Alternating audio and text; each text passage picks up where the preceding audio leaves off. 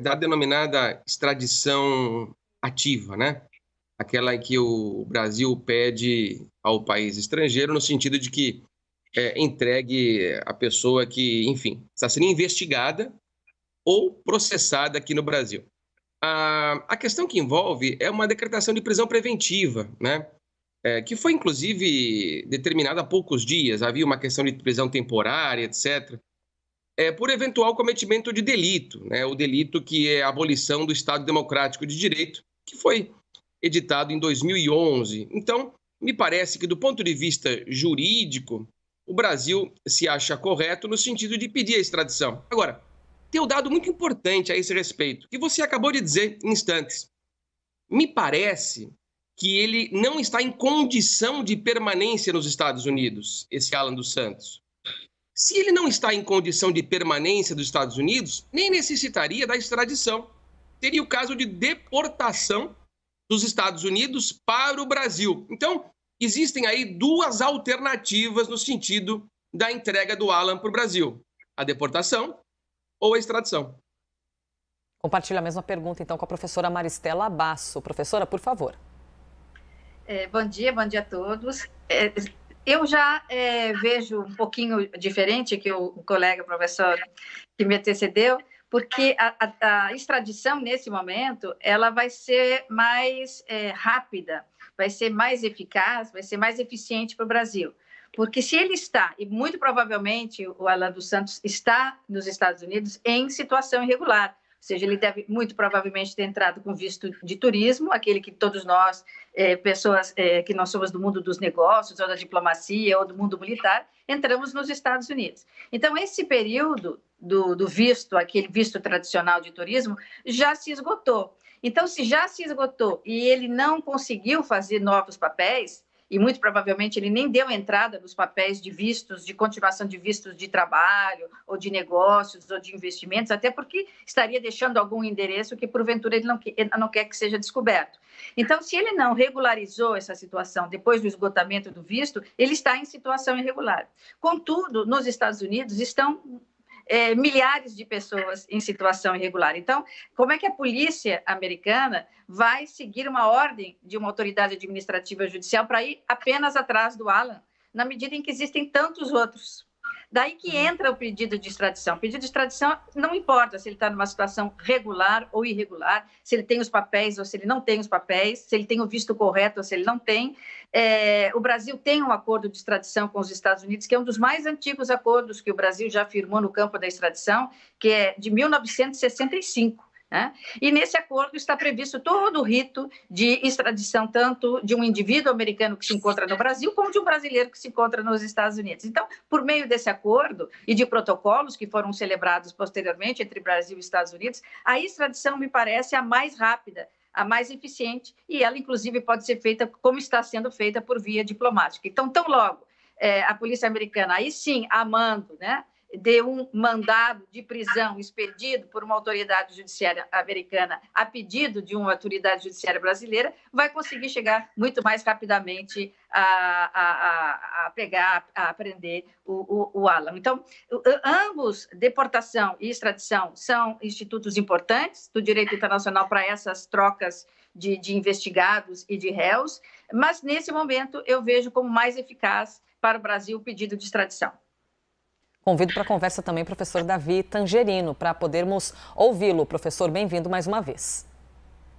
Obrigado, bom dia a todas e todos. Não, me parece que, do ponto de vista jurídico, as alternativas já estão bem desenhadas. Efetivamente, ambas as avenidas estão abertas. O ministro Alexandre de Moraes cancelou o passaporte, não é, do Alan dos Santos. Então, independente da questão do visto, agora o documento que dá suporte ao visto é juridicamente inválido. E já há um antigo pedido de cooperação internacional para a entrega desse nacional brasileiro às autoridades brasileiras, né? Então, pelas autoridades americanas às autoridades brasileiras. O fato é que é um sujeito que vem desafiando a autoridade da corte, né? Um sujeito que vem desafiando as instituições democráticas, que não faz muita questão de se esconder, né? Foi visto diversas vezes, de maneira vergonhosa, na minha opinião, ao lado de autoridades públicas importantes em território americano. e que, portanto, agora há um reforço. Agora parece que o governo brasileiro, o novo governo, está levando mais a sério o pedido feito pelo Supremo, e, portanto, agora, acho que, como bem desenhou a professora Maristela, é uma questão política, né? Em autoridade americana se envolvendo nisso, há duas avenidas diferentes da extradição, da deportação, enfim, mas efetivamente, como bem colocou a professora, há centenas de milhares de estrangeiros em situação irregular. Alguns deles, inclusive, escolhem cidades, estados notoriamente lenientes, né? E aqui não vai nenhum juízo crítico, é uma constatação fática, né? Os chamados safe harbors, né? Os portos seguros para esses imigrantes.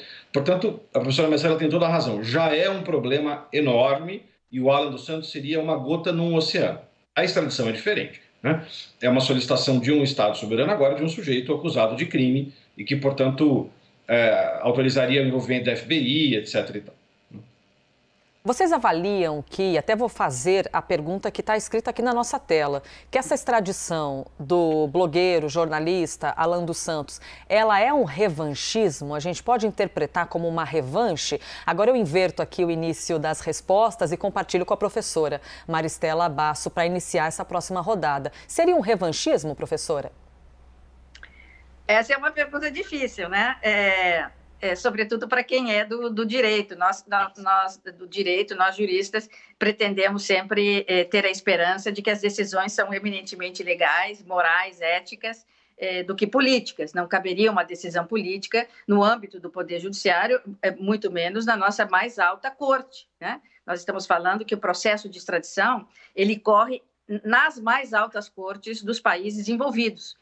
Então, como você mesmo destacou no início da matéria, foi decidido pelo ministro Alexandre de Moraes, depois sai um pedido oficial da presidência do Supremo Tribunal Federal para que determinado indivíduo que se encontra nos Estados Unidos seja capturado e devolvido ao Brasil por conta de uma série de documentos que vão dando conta de que ele responde por um crime e é muito provavelmente responsável por eles, mas ainda está em fase de investigação. Então, vamos imaginar que não tenha havido aí nenhum corte transversal de aspectos políticos e tenha sido eminentemente jurídica, né? Ou seja, existe uma pessoa, um indivíduo brasileiro que está sendo investigado. Não quer dizer que ele é culpado, ele não foi condenado ainda, mas ele precisa responder à investigação. Ele precisa comparecer perante a autoridade policial, depois precisa comparecer perante a autoridade judiciária, precisa ter um endereço, né? Precisa constituir um advogado que vai representá-lo no âmbito do processo.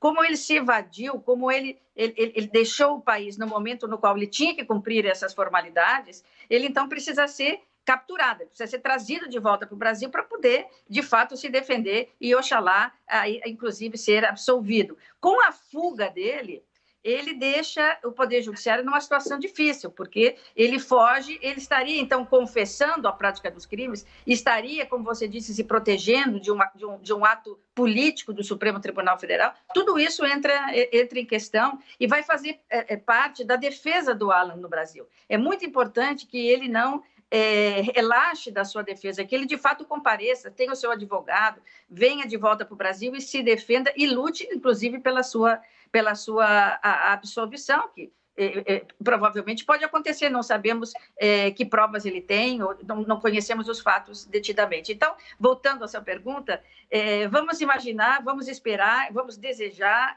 que não haja nenhuma pitada de política na decisão do Alexandre de Moraes. Contudo, nós sabemos que o Supremo Tribunal Federal, nos últimos anos, vem aí, digamos, flertando com atitudes um pouco mais arrogantes, não tanto, digamos, legal na perspectiva constitucional, mas exorbitando um pouco da competência, exorbitando um pouco do poder. Então, é provável, não estou dizendo que haja, mas é provável que haja, sim, uma pitada de revanchismo. Oxalá não houvesse, né? E vamos esperar que tenha sido, ou seja, a última, mas muito provavelmente, como são decisões dos homens, os homens né, não conseguem se eximir aí dos aspectos afetivos, emocionais, ideológicos, quando decidem. Deveriam no Poder Judiciário, mas a gente sabe que isso não acontece. Professor Davi Tangerino, revanchismo em cima dessa decisão? Pois é, eu vou pedir todas as vênias da professora Maristela Basso, que foi minha professora, inclusive, por quem tenho o maior carinho e respeito. Me parece que a palavra revanchismo pressupõe uma mudança de poder, né? Então, age revanchistamente quem estava num polo, assume o outro polo do jogo de poder e exerce esse poder contra o seu então adversário, né? Portanto, parece que a pergunta está alinhada com mudando o governo e tendo, então, agora o novo governo Lula instado, né, as autoridades a entregarem o nacional Alan dos Santos, isso seria revanchismo, né? E aí, se nós, firmadas essas premissas, eu entendo que não. A decisão o pedido de extradição do Alan dos Santos é contemporâneo ao governo anterior.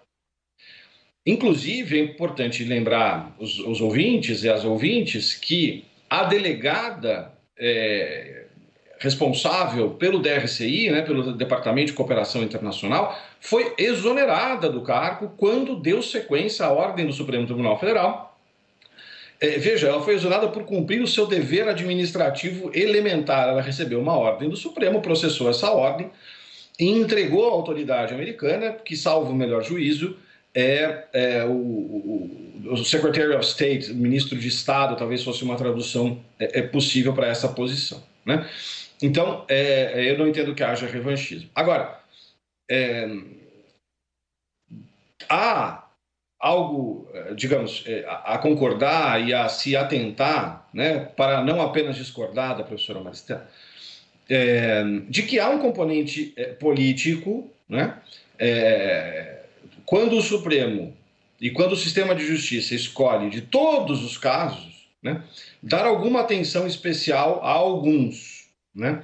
Isso no direito penal nós chamamos de seletividade, né, que os critérios intrínsecos ao sistema que faz o sistema dar mais atenção a alguns casos em relação a outros, né?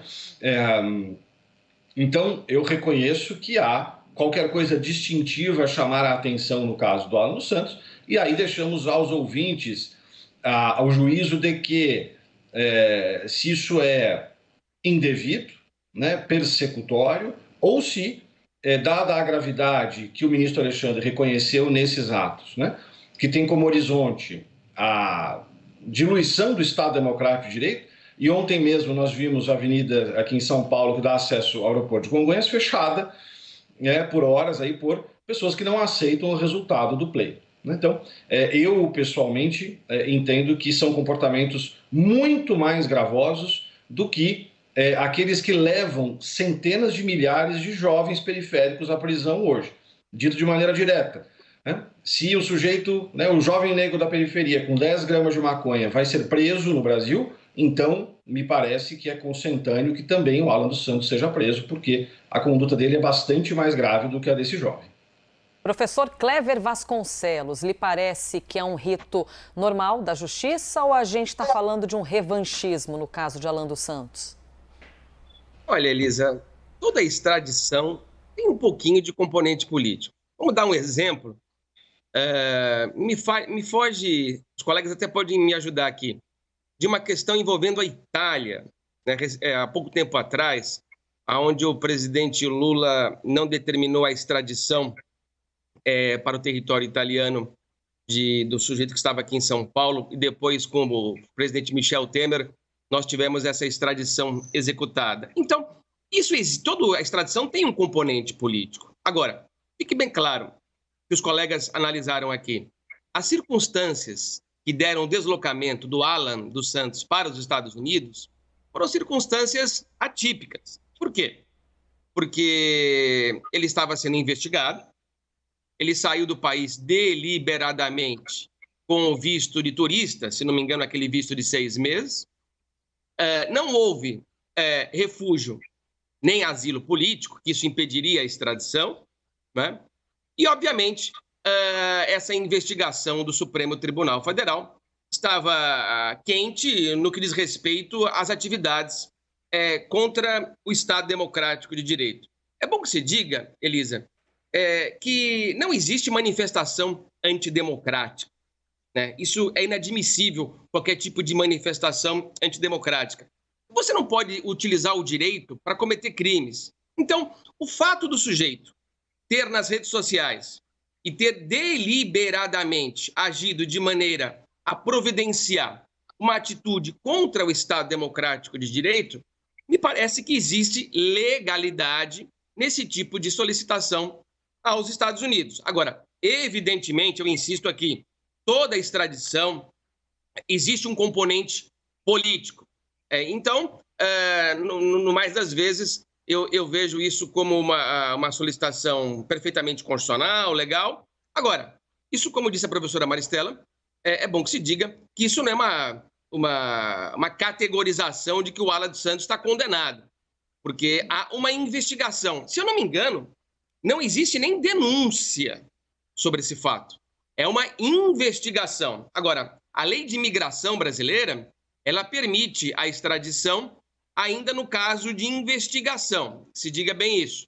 Ainda que não exista denúncia do Ministério Público a esse respeito. Portanto, eu acho que existe um componente jurídico correto e, obviamente, existe um componente político também existente. Porque se fosse na vigência do governo Bolsonaro, certamente nós não teríamos esse pedido de extradição.